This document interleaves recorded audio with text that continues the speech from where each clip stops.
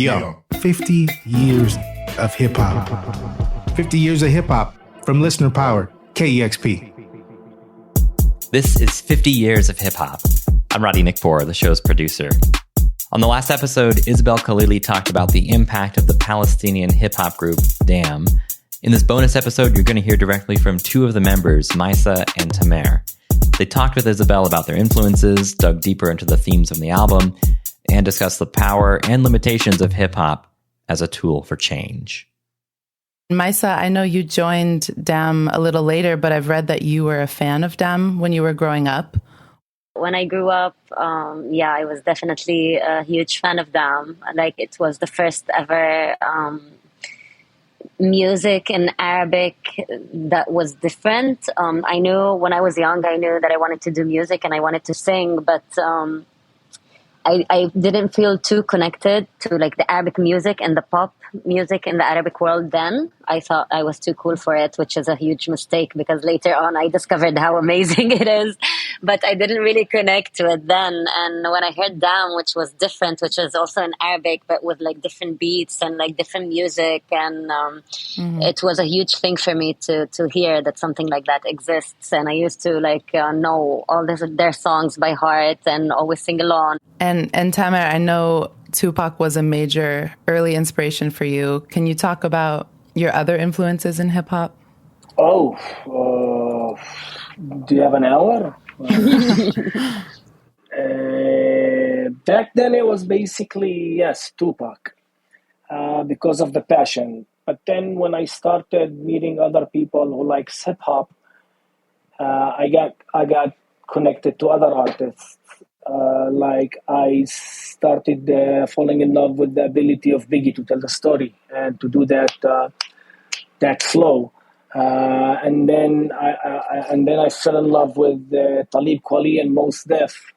The ability to not just the politics, also the punchlines.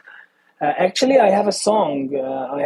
It's called Arabs Say Khod, and it's actually I'm paying respect to hip hop. Like I'm thanking hip hop that introduced me to the African American culture. So I'll give you a few lines from it. I say there, Tupac taught me to write. Nas taught me to read. Wayne taught me to punch the lines until they fucking bleed. M, as Eminem, of course, taught me to rhyme. Fabulous. It taught me to breathe. And WA taught me to scream, F the police.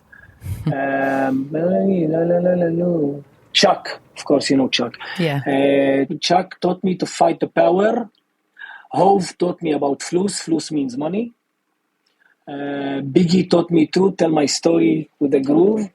I bought a pair of Yeezy just to walk in Kanye's shoes. Totally. Well, I know you also were inspired by a lot of literature, and you're a fan of poetry. I think there was a Ta-Nehisi Coates reference in this album. Yeah, it's the whole piece, Jasadikum, which is a spoken word piece in the album, was actually all inspired by his book, Between the World and Me. And I remember Tamer was reading that book at that time. And we were just still writing the songs. And he's like, you know what, I'm reading this book and I think it might give us an idea and it's really great. So he went and he bought 4 other copies. And then he gave me one, gave Mahmoud one, gave our producer one. And then I just started reading it and it was amazing. And I wrote down everything that I started writing everything down that I thought might open something up. And we started writing that piece, Jasadikum. So it's basically, we took the idea of the book of living in a black body in the United States and talked about how it is living in a woman's body, but being an Arab under occupation. So we put all of that layers into that. He writes and he goes back and forth how to protect your body from the chains of slavery, from the bullets of the cops, so just the way that he talks about the body, just okay, we need to talk about your body. You need to talk about your body. And we kind of invented a word that doesn't exist. It's called Jasadikum. Your body of theirs. Yeah. Your body of theirs. So yeah, basically means like the body that we have is not really like ours. Can you talk about the story behind the album title, Ben Haana Wa Maana? And what does it mean for them? It's a very known ايش بيقولوا مثل ميسا phrase. It's a very known. It's a phrase or like a saying. Very known. They say Ben Haana Wa Maana. It's an urban legend, of course. A guy that was married to a young woman and an older woman, and the old woman used to pick his black hair on the beard. So he would look older And tell him no, you shouldn't. So he would look older, and the young one used to pick the gray hair on his beard, so he would look younger. The women's name are Hana and Mana, and he says, between Hana and Mana, I just lost my beard. So we took it as us, as Palestinians who are living inside of Israel. Like at the same time, you don't want to work with Israeli institutions, but at the same time, you cannot work with Lebanese. So if you just don't work with both, then you're just gonna lose your everything.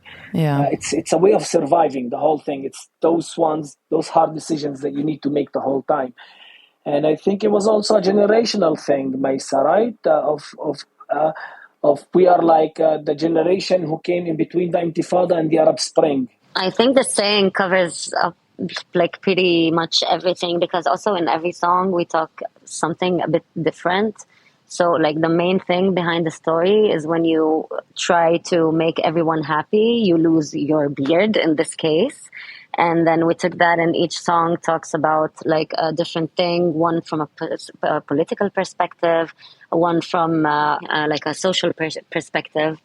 And when you try, because you know, as an artist, and especially here, and especially being Palestinian, and with all the complications everywhere, like there's so much comments and negative comments coming from all around, because to some people we're not political enough, for some people we're not Palestinian enough, or like we're not conservative enough. And every time you hear that comment, like you hear it a lot, and then that's where the idea came from. And I think like if you dive into each songs, it talks with a lot more details about like every aspect of that, and trying to like still find yourself between trying to please everyone and then trying to be authentic at the same time. Because, you know, the reality here is like very, very complicated. Like you start talking about it and there's practically no end. But you know, being like Palestinians and living inside the Israeli borders and holding an Israeli ID and all of that complications, and how we're perceived to like other people abroad, and especially Arabs or Palestinians abroad, and all of that. There was no one talking about that for like until maybe 5 years ago or 10 years ago. Not more than that. Can we talk about a couple specific songs on the album? I was going to ask about Prozac, the story behind it, or kind of the message. There's a very, I can't, maybe Oscar Wilde, I can't remember, but he said that if you break an egg from the outside, you will kill a life. But if the egg breaks from the inside, it will create life. Yeah, and this is the whole thing about the Arab Spring.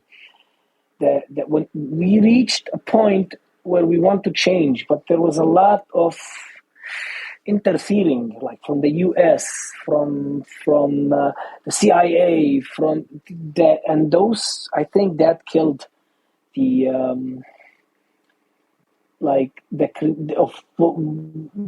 of what was supposed to happen. So that song was like, "Fuck you, I don't need your Prozac. I know about my darkness. I know about my depression. I know my depression. I just fuck off and let me just go through it alone. Let me go through that tunnel." That was the idea of the song. Yes, we have tradition, a lot of things in our traditions, in our Arabic tradition, that we want to uproot. But I know they are bad things, but still, we never had any ISIS before Bush. We never had that.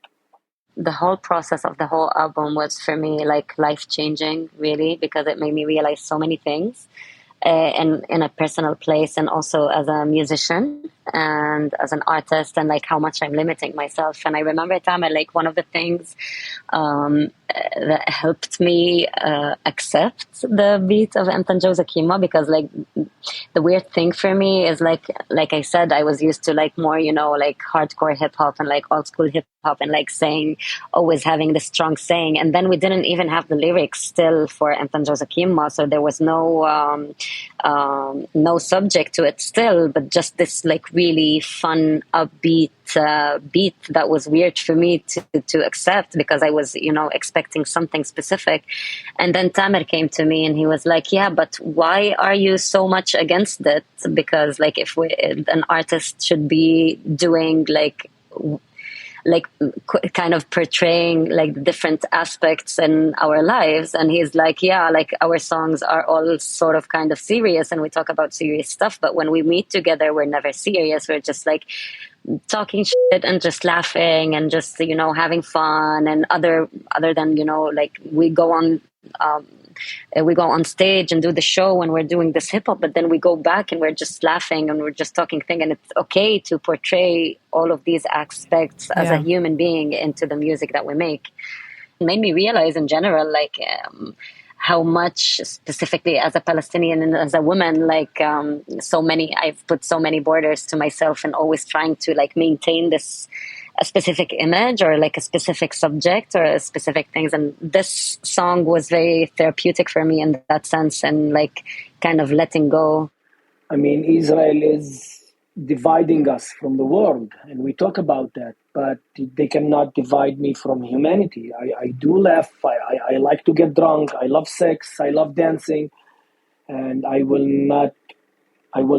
refuse to let go of these things.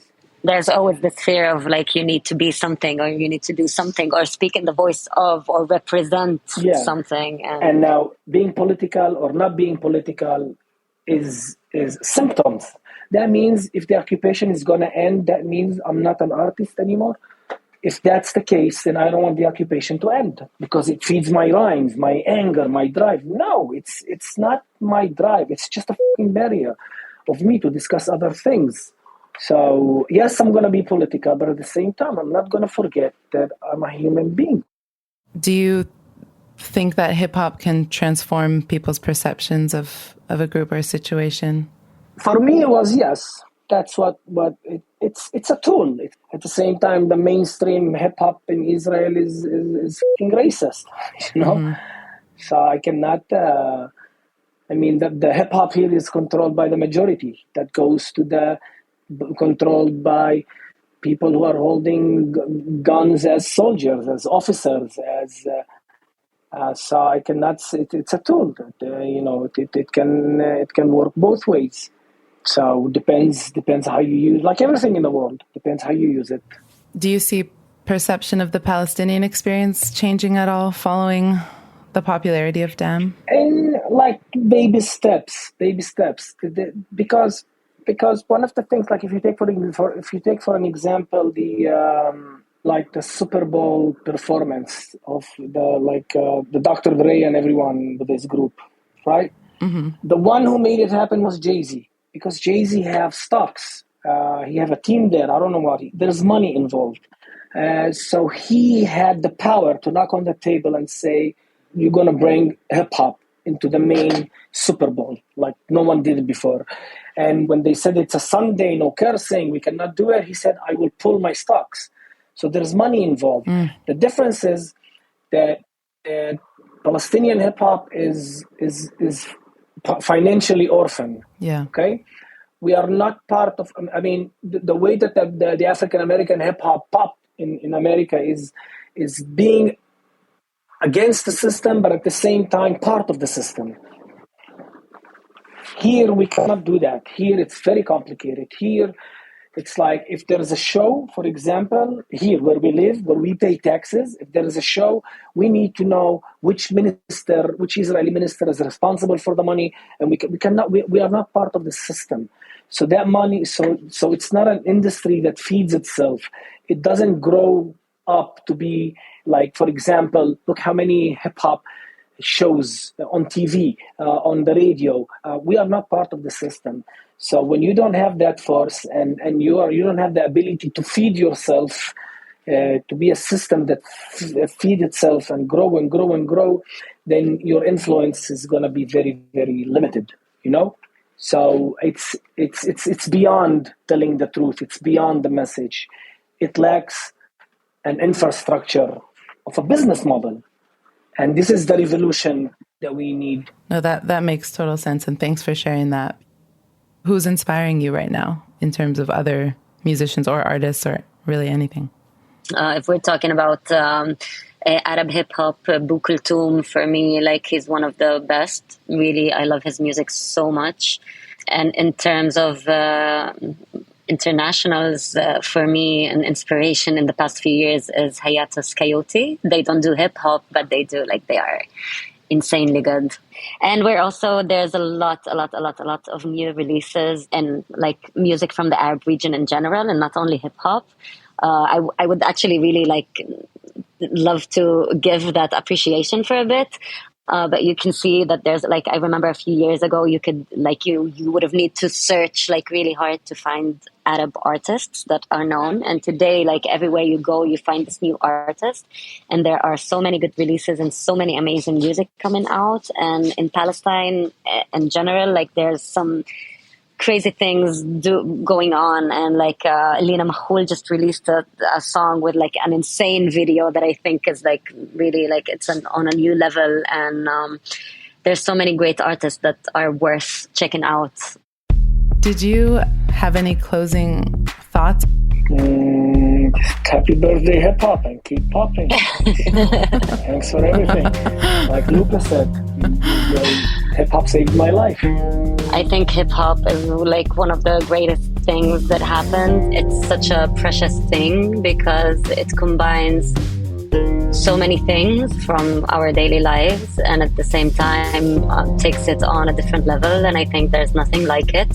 And I'm very happy and proud to be part of it or contributing in whatever way I can to the existence of hip hop.